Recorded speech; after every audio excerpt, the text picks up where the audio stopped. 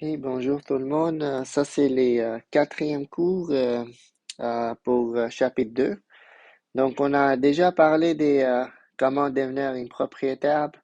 On a commencé avec intérêt, ça c'était les premiers cours. Deuxième cours, je vous ai dit que comme c'est bon de commencer un business, mais il faut garder de l'argent à côté parce qu'il y a certaines choses qu'il faut acheter. Puis là, les derniers cours, on a parlé des profits, les revenus, les dépenses, OK? Là, le dernier cours ici, on va parler des comment on peut acheter une voiture, OK? Alors, il y a comme euh, plusieurs possibilités ici parce qu'une voiture coûte quand même cher. Puis, si vous avez de l'argent, OK? Alors, si vous avez de l'argent, vous pouvez, euh, option un, c'est juste d'acheter la voiture et de payer les taxes comme si c'était un iPhone, OK? Ou un jeu vidéo, ou peu importe. Tu achètes la voiture, tu payes les taxes, c'est à toi. Mais le problème est que euh, la vie, elle est tellement simple si on avait juste cette option-là, mais le problème est que une voiture coûte quand même cher, OK? Une voiture peut coûter comme 30 000 $, 40 000 $, ça dépend si tu veux une nouvelle voiture, OK? Il y en a que tu peux pogner ou que tu peux acheter pour 5 000, OK? C'est des voitures peut-être un peu plus vieilles, mais qui fonctionnent aussi. Euh, donc là, la première façon, c'est juste de payer l'argent au complet. Euh, Puis si vous voulez acheter des voitures qui sont pas très chères, qui coûtent 10 000 $, 5 000 $, ça c'est la seule méthode qui va marcher. Parce que si Saïdi vend sa voiture, elle va vouloir l'argent tout de suite dans ses mains. Ok, elle va pas dire ok, rembourse-moi 500 $ par mois. Non, ok. Mais avec des grosses compagnies, vous avez deux autres options, OK? Alors, l'option numéro 2, c'est de verser un compte, OK? Ça veut dire que comme de faire un dépôt, comme si la voiture coûte 30 000 $, OK? Si j'ai pas 30 000, j'ai juste 10 000, je vais donner 10 000 à la compagnie, OK? Je sais pas, Mercedes, OK? Je vais donner 10 000. Là, ça veut dire qu'il me reste 20 000 à payer. Puis les 20 000 va être, euh, va être fourni à moi, OK, avec l'aide d'une banque, comme un prêt. Et évidemment, les banques vont me charger de l'intérêt, OK? Donc, ça, c'est une autre façon de le faire. La troisième façon, c'est de louer une voiture, OK? On appelle ça leasing en anglais. Et les mots en français, c'est les mêmes, OK? Parce que c'est comme un nouveau mot, c'est une nouvelle chose qui existe sur les marchés. Tu peux louer une voiture, OK? Mais le problème, c'est comme ça coûte peut-être un peu moins cher à court terme, mais à long terme, ça devient un peu plus cher, puis la voiture ne t'appartient pas parce que tu es en train de louer, OK? Donc, c'est comme si tu payes, un peu comme un appartement. Tu payes les loyers, mais l'appartement devient jamais à toi, OK? C'est comme ça appartient à quelqu'un d'autre. Tu dois donner les loyers euh, au propriétaire, OK? C'est à peu près les mêmes principes ici, OK? Donc là, j'ai donné la définition de leasing un peu plus en détail. Par contre, il y a une possibilité, OK? Alors, si tu es en train de louer la voiture, des fois, la personne qui te loue la voiture va te donner la chance parce peut-être ils vont te dire, tout va devenir clair avec un exemple, mais ils vont te dire, tu peux louer la voiture pour 3 ans, paiement comme 300 $ par mois, OK? Donc là, la personne, après 3 ans, peut donner un offre, OK? Alors, parce que pendant les 3 ans, tu es en train de louer la voiture.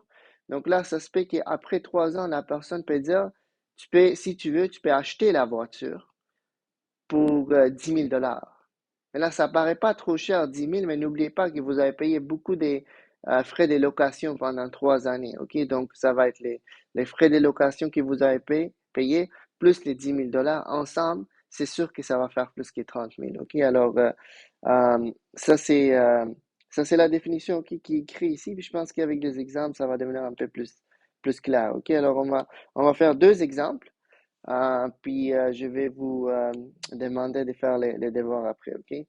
Donc là, rapidement, Brandon qui vit au Manitoba, ok, qui a déménagé, prévoit acheter un camion euh, qui, euh, qui est lourd, ok? Le prix d'achat est presque 29 500 $. Il doit également payer les taxes provinciales et les taxes comme fédérales, ok? Qui, ouais, qui existent aussi. Nous, on n'a pas de taxes. Euh,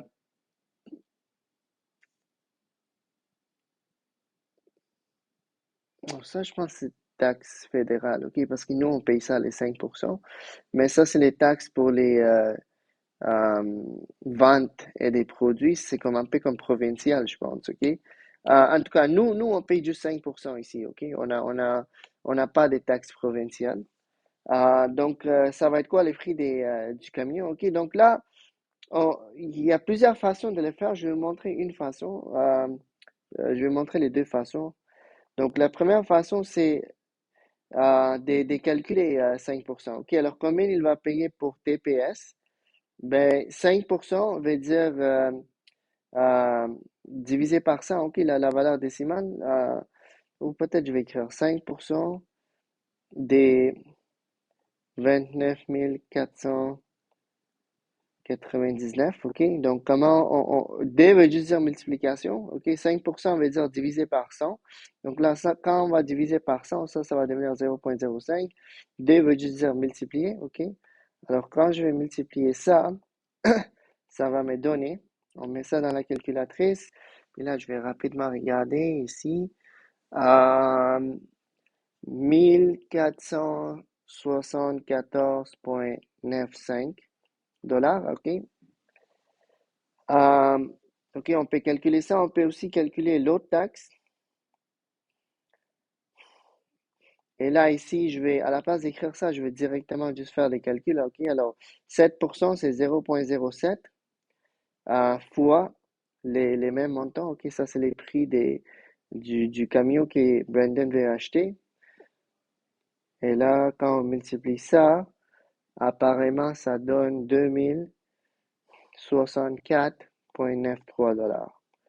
Donc, ça veut dire qu'au total, Brandon va devoir payer 29 499, ok, qui est le prix de son camion, plus les deux taxes qu'il paye. Ok, la première, c'est 1474,95 et l'autre taxe qu'il va devoir payer, c'est ça. Donc, le total va devenir 33 000. OK, encore une fois, on peut mettre ça dans la calculatrice. 33 038,88 $. OK, ça, c'est une façon de le faire. C'est comme la façon classique. Tu calcules les taxes, tu ajoutes ça au prix. OK? La deuxième façon de le faire, que moi, j'aime beaucoup plus, qui est pas mentionnée dans les manuels, mais on ne montre jamais ça aux élèves, mais comme ça peut être un peu plus rapide. OK? Alors, je sais que ça, c'est les prix de la voiture. Ça, c'est les prix à 100%. OK? Mais là, on est en train d'ajouter 5% des taxes ici. Et là, on est aussi en train d'ajouter un autre 7% des taxes. OK? 7%. Donc, si je calcule maintenant les prix deviennent 112 dollars, 12%. OK? Ça, c'est les prix sans les taxes, les prix 100%. Plus j'ajoute un autre 5%, plus j'ajoute un autre 7%. Donc, c'est comme si les prix deviennent 112%. OK?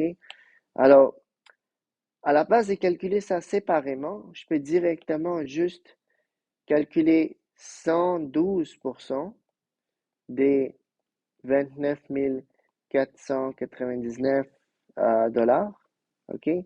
OK? Donc, pourcentage veut juste dire divisé par 100, donc ça c'est 1,12 fois 29 499.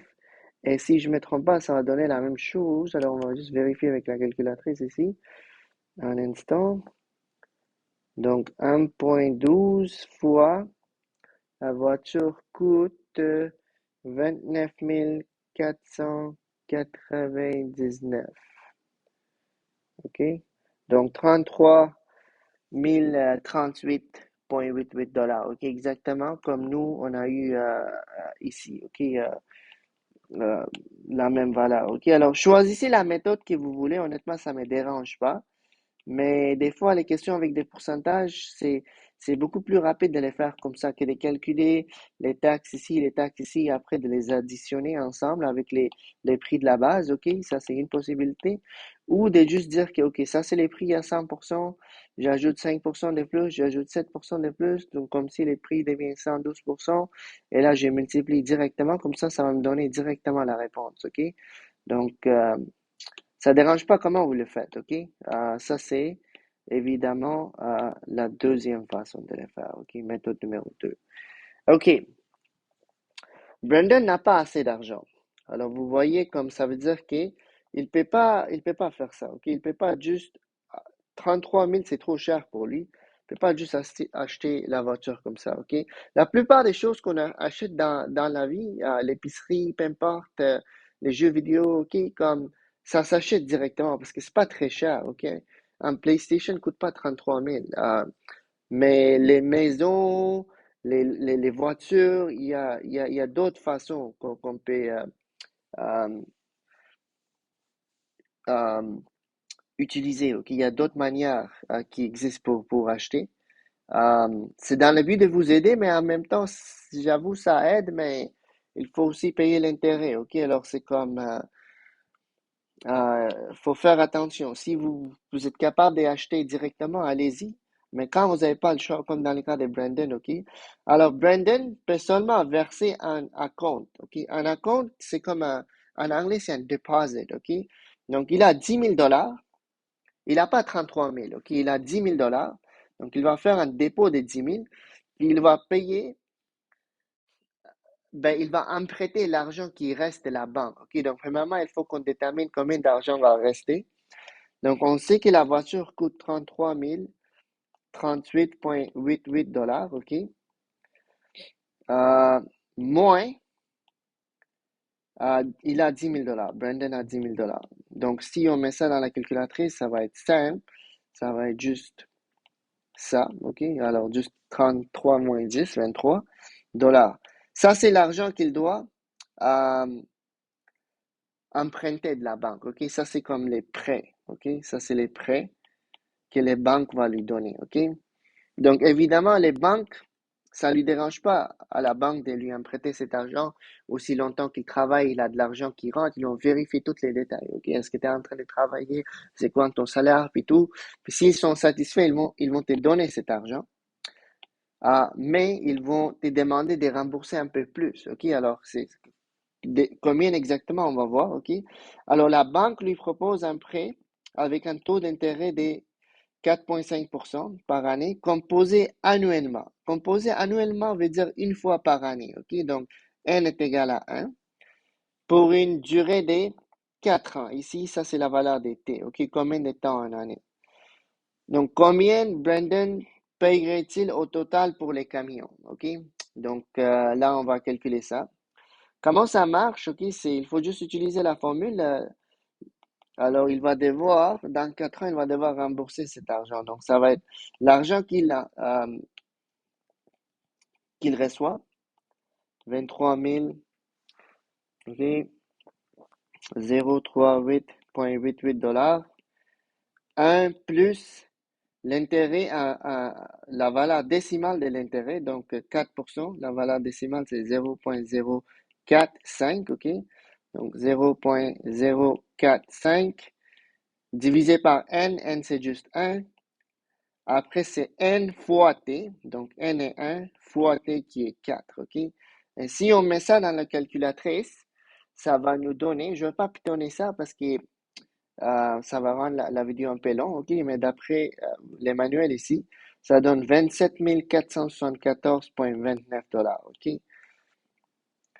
Donc là, vous voyez, les banques, ça paraît comme si la banque est gentille, OK? Brandon reçoit les montants 23 000, mais quand il va finir de rembourser, juste écrire ça un peu plus en bas, peut-être pour je rendre ça un peu plus beau. Mais il va devoir rembourser la banque 27 000, ok? 27 000, à peu près 500, donc 4 500 dollars de plus qu'il va devoir rembourser, ok? Alors finalement, il paye combien pour ses camions? Donc le total, ok, s'il n'a pas d'argent, ben premièrement, il doit payer 10 000, ok? Alors 10 000 qu'il a, plus il était supposé payer juste 23 000 de plus, mais il n'a pas cet argent-là. Donc, il va devoir prendre cet argent de la banque. Mais finalement, à la place de payer 23 000, il va finir par payer 27 000. OK? 27 474,29. Donc, au total, il va finir par payer 37 474,29 dollars. OK? Donc là, vous êtes peut-être en train de demander, mais pourquoi pas juste acheter la voiture à 33 000? Mais des fois, on n'a pas de l'argent, OK? Donc des fois, comme surtout quand tu veux avoir un business, peut-être avec ce camion, il va vendre la crème glacée quelque part. Alors il a besoin de comme amener les ice cream stands jusqu'à la plage dans son camion. OK, alors, le camion est vraiment utile pour son business. Il doit absolument l'avoir. Il ne peut pas attendre qu'il a 33 000 dollars dans ses poches pour acheter le camion parce qu'il il est en train de l'utiliser pour son business. OK? Donc là, il n'aura pas le choix. Pour faire le business, il faut avoir les camions, il faut avoir la voiture. Euh, mais des fois, on n'a pas d'argent. On a juste 10 000 dollars. OK? Donc, qu'est-ce que tu fais? Tu payes les 10 000, OK? Et là, il va te rester un certain montant à rembourser. Et cet montant-là, tu peux l'emprunter de la banque. Et la banque va t'aider, mais tu vas finir par rembourser un peu plus qui est, euh, qui t'a emprunté, évidemment, à cause de l'intérêt. Puis finalement, oui, tu vas payer un peu plus. Tu vas payer à peu près comme 4 000 dollars de plus, 4 500 dollars de plus. Mais au moins, tu pourras faire ton business, ok? Tu pourras faire ton business alors que tu n'as pas 33 000 dollars à acheter la voiture. Tu peux quand même faire ton business. Alors, j'espère que ça fait un petit peu de sens. Euh, donc là, je vais faire un autre exemple, puis on va arrêter ici, ok? Juste pour comparer comment les leasing marchent, ok? La troisième option ici. Ok, alors, troisième option. Aïda a besoin d'une camionnette pour son entreprise de restauration.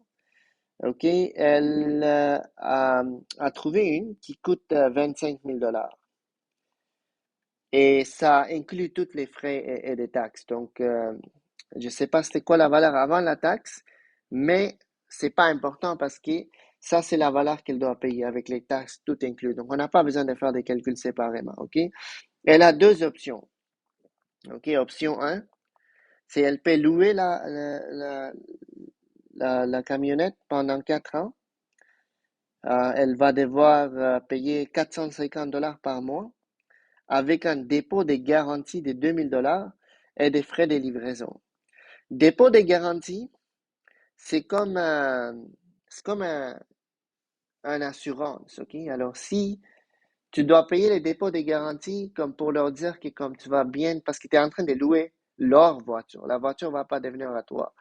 Donc, si après 4 ans, tu n'as pas vraiment endommagé la voiture, il n'y a pas eu d'accident, ils vont te rembourser cet argent, ok? C'est comme juste un security deposit en anglais, ok? Alors, tu donnes, si la voiture est dans une bonne condition, tu vas réavoir cet argent, ok?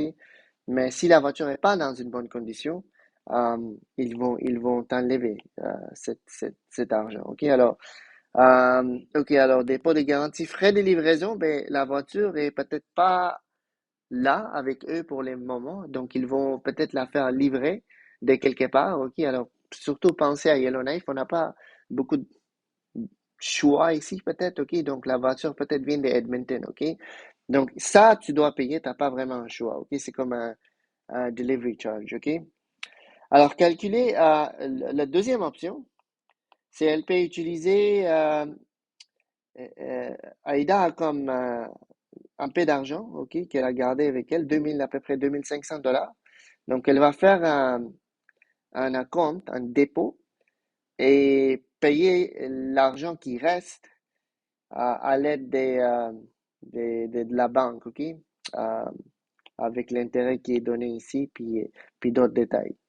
OK, calculer les coûts totaux des locations. Alors, on va commencer avec location, OK? On va analyser option 1. Calculer les coûts totaux de la location de la camionnette pendant 4 ans si Aïda endommage la camionnette et ne récupère pas son dépôt de garantie. OK, vous voyez comme euh, ça arrive, surtout quand on achète la première voiture, on n'est pas des pros conducteurs, ça arrive, on peut faire des accidents. Euh, donc, Aïda, malheureusement, elle a fait probablement un accident, c'est pour ça qu'elle ne reçoit pas cet argent. Donc, combien d'argent est-ce qu'elle va devoir payer, OK, si elle loue la voiture? Donc, total, OK. Donc, elle doit payer 450 $ par mois. Ça veut dire que par année, elle va payer fois 12, puis elle doit louer ça pour 4 ans. Alors, fois 4. Ça, c'est l'argent qu'elle doit payer pour les locations seulement, OK?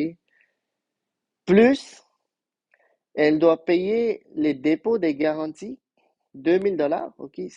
Que je dois l'écrire ici. Parce qu'elle ne reçoit pas cet argent. Elle ne va pas récupérer son dépôt de garantie parce qu'elle a fait un accident. Mais si la voiture était dans une bonne condition, euh, là, j'allais pas mettre cet argent ici, OK? Parce la compagnie allait rembourser Aïda, OK?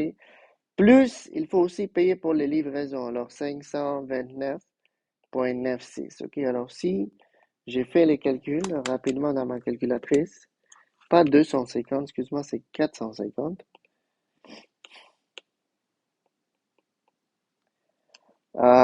450 fois 12 fois 4 plus 2000 plus 529,96, ça donne 24 129,96 $. OK?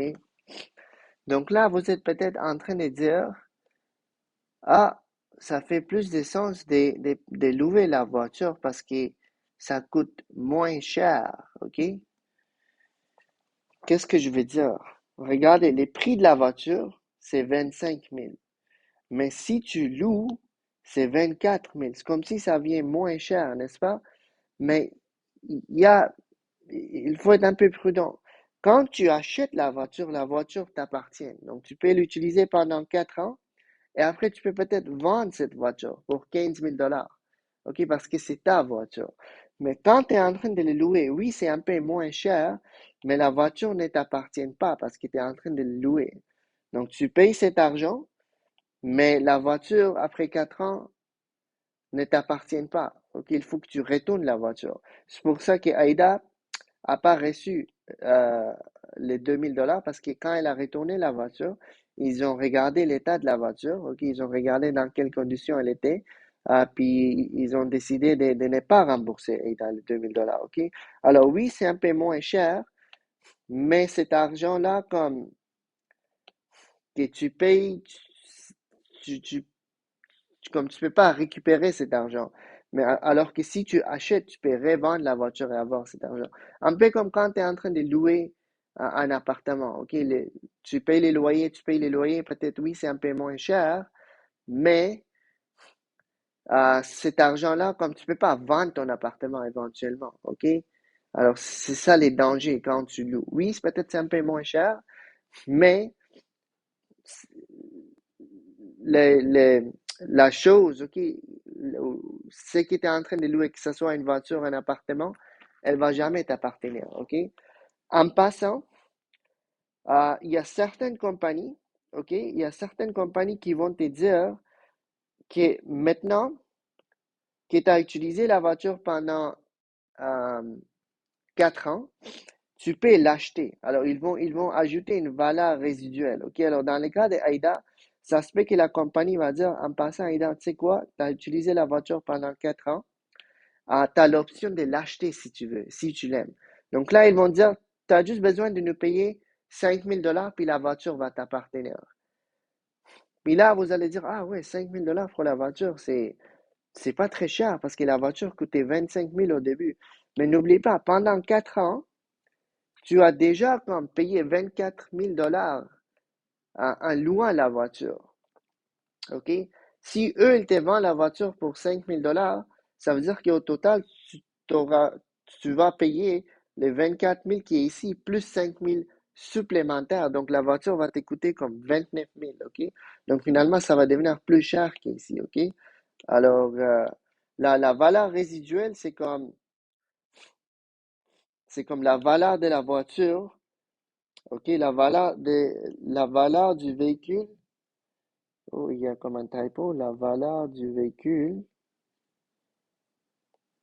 à la fin du contrat de location, généralement spécifié dans les contrats. OK? Alors, au début, ils vont les spécifier. Euh, OK? Donc, peut-être je vais ajouter ici. OK? Alors, je vais écrire valeur résiduelle. OK? On va ajouter ça ici parce que c'est important pour les tests. Valeur résiduelle. OK, c'est 2N. Ouais. On va dire 5 000 $. Ou tu sais quoi, ouais, on va dire 5 000 $. Donc, si la personne loue la voiture seulement, elle va payer 24 000. Mais si la personne veut acheter, louer, plus acheter, vous avez le choix d'acheter la voiture, là, ça va coûter, OK, prix final. Les totales qu'on a calculé ici, 24 129,96 $, plus la valeur résiduelle, qui est 5 000 $. OK? Alors, la voiture va t'appartenir, mais finalement, tu vas devoir payer 129 000, excuse-moi, 29 129,96 $. OK? Alors, ça, c'est pour quelqu'un qui veut louer la voiture pendant 4 ans et s'il veut l'acheter. C'est optionnel. OK? Comme dans le cas de Aïda, peut-être, elle va dire, honnêtement, si elle est intelligente, elle va dire non, je ne vais pas acheter la voiture parce qu'il est déjà un peu endommagé, ok? Mais s'il était dans un bon état, peut-être ça allait faire un peu plus de sens de l'acheter. Et vous voyez, la valeur résiduelle ne va pas être très élevée, euh, ok? Comparé à 25 000, 5 000, c'est rien. Mais vu que tu as déjà payé 24 000 en location, c'est pour ça que c'est pas élevé, ok? Overall, ça va être plus élevé que la valeur que vous voyez ici. Ok. Calcule les coûts total de l'achat de la camionnette euh, avec l'intérêt. Ok. Alors, ça, là, on parle de la deuxième option. Ok. Alors, dans la deuxième option, combien la voiture va coûter à Aïda? Mais premièrement, il faut savoir combien d'argent est-ce qu'elle va devoir emprunter de la banque. Ok, la voiture coûte 25 675, mais elle a un peu d'argent avec elle. Ok, elle a 2529,96. Donc, si j'enlève ça, ça veut dire que les montants qui restent, c'est 2529,96. Quand j'enlève ça, ça fait 23 145,04 $. Ça, c'est les montants qui restent, OK? Donc, c'est ça qu'elle va devoir emprunter de la banque. Donc, là, on va lire la question comme il faut. Donc, l'intérêt, c'est 0,0315 si je divise par 100, composé mensuellement. Ça veut dire 12 fois par année, OK? Parce qu'il y a 12 mois dans un an. Euh, Période de temps, c'est 4 ans, OK? Donc, la banque, OK, les montants, les capitales, qu'elle va devoir rembourser va être un peu plus que 23 000, puis on va calculer exactement combien. 1 plus la valeur de l'intérêt qui est 0,0315 divisé par n qui est 12. Et là, ça va être 12 fois le nombre d'années qui est 4. Si je mets ça dans la calculatrice, ok, apparemment, ça va donner 26 248,67 $, ok? Donc là, finalement, Aïda va payer combien pour la voiture, ok? Donc, ça, c'est l'argent qu'elle va devoir rembourser la banque, ok? Alors, oui, la banque est prête à emprunter 23 000 à Aïda, euh, mais quand elle va finir de payer ses montants, ça va finir par devenir 26 000, ok? C'est toujours comme ça, ok? Alors oui, la banque est gentille, mais quand tu rembourses, tu finis par payer un peu plus que t'as emprunté, ok? Donc, total, ça va être combien? Combien d'argent est-ce qu'elle va devoir payer pour la voiture? Ben, premièrement, elle a payé 2529,96. Puis là, il restait ce montant-là, ok? Mais euh, c'est pas ça qu'Aïda doit payer. Ok? Ça, c'est l'argent qui restait, que la banque est prête à donner. Mais finalement, Aïda va devoir payer 26 dollars, ok, avec l'intérêt. 26 000 dollars. 248,67. Et quand j'additionne les deux ensemble, ça fait, apparemment, ça fait 28 778,63 dollars, ok? Ok. Quels seraient les paiements mensuels du prêt que la banque a donné?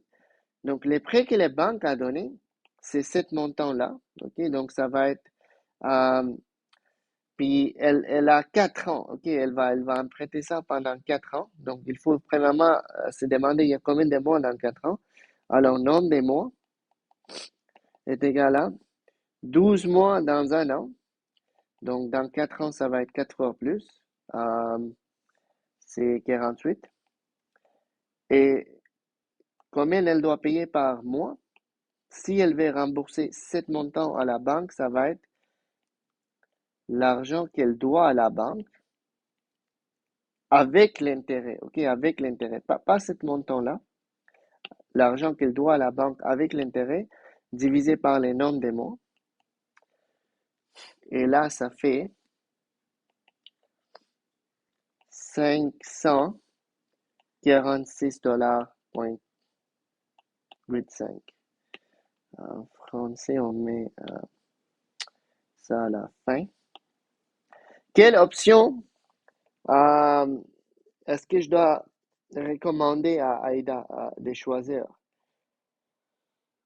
Ok, alors c'est comme si on a finalement trois options. Ok, alors, parce que dans option 1, on a une option, si vous voulez, 1A, de juste louer la voiture, 1B, de louer la voiture et de l'acheter en payant la valeur résiduelle, ou bien euh, la deuxième option ici qui est de, d'acheter la voiture. Ok, donc ça dépend, ça dépend honnêtement de la situation. Si on compare à long terme, ça revient moins cher. C'est 28 $, 28 000 $, je devrais dire, OK? Si elle veut acheter la voiture. Mais si elle achète la voiture ici, elle loue, plus elle paye 5 000 $ de plus, ça devient un peu plus cher, OK? Euh, donc, c'est comme si ça fait un peu plus de sens. Par contre, si on regarde euh, à court terme, si elle achète, elle veut acheter la voiture, ok? Si elle va avec option 2, ses prêts mensuels sont 546 $, ok? Et alors que si elle loue la voiture, c'est $450, ok? Donc, c'est un peu moins cher par mois de louer, ok? Un peu moins cher par mois de louer que de l'acheter, ok? À court terme, ça fait plus de sens de louer. Puis peut-être, elle peut aller avec option 1A, dire que non, finalement, je vais pas acheter là, je vais pas louer, acheter, je vais juste louer. Parce que là, elle va payer beaucoup moins, ok? 24 000, c'est beaucoup moins que 28 000. Ok, alors le prix total est moins et les prix par mois aussi est moins. 450 pour lui, comparé à 540 pour ça, ok? Mais c'est quoi les problèmes alors? C'est comme, overall, c'est moins cher, par mois, c'est moins cher, mais c'est quoi les désavantages d'avoir cette option? Les désavantages, c'est qu'après 4 ans, si elle loue, elle n'aura pas la voiture, ok? La voiture ne va pas appartenir à elle. Alors que s'il va avec cette option-là, Aïda, qui est un peu plus chère, ok? Oui, elle va finir par payer 28 000, mais elle va avoir la voiture. Peut-être elle peut vendre cette voiture pour 10 000 $, puis quelqu'un va l'acheter pour 10 000 $. Et donc, oui, elle va finir par gaspiller 28 000 $, mais si quelqu'un l'achète pour 10 000, là, c'est comme si elle gaspille seulement 18 000. OK? Alors, c'est vraiment, il y a des arguments pour les deux. OK? Alors, je vais rapidement écrire. Alors, euh, euh, louer fait plus du sens à court terme. OK? Parce que les prix mensuels sont moins élevés, 450 seulement. Et les prix total aussi sont moins élevés. OK? 24 000. Mais acheter la voiture fait plus du sens à long terme. OK? Je vais écrire ça un peu mieux. À long terme. Donc, ça dépend de qu'est-ce que Aïda elle préfère. Est-ce qu'elle préfère juste donner 450 parce que peut-être son business marche pas assez bien? Elle peut pas donner 100 $ de plus par mois. Donc là, ça va faire un peu plus de sens de faire ça. OK? Alors, ça dépend, honnêtement. Moi, honnêtement, j'aurais parti avec cette option peut-être, parce que ça me donne la possibilité de revendre ma voiture, parce que la voiture m'appartient. Euh, OK, mais il y a des pour et des contre, OK, parce que peut-être ça va être difficile de revendre la voiture, parce que là, Aïda a fait un accident, OK. C'est écrit ici que la voiture a été endommagée. OK, alors quand la voiture t'appartient, et elle est pas dans une bonne condition, ça va être un peu dur de la vendre, ok? Donc, comme vous voyez, il y a des pour et des contre, ok? Alors, je pense que je vais arrêter ici, c'est devenu un peu long. Demain, ça va être une période d'exercice. Je vous donne beaucoup de questions à faire, euh, parce que demain, c'est une période d'exercice, puis les solutions sont en arrière, ok? Alors, bonne chance.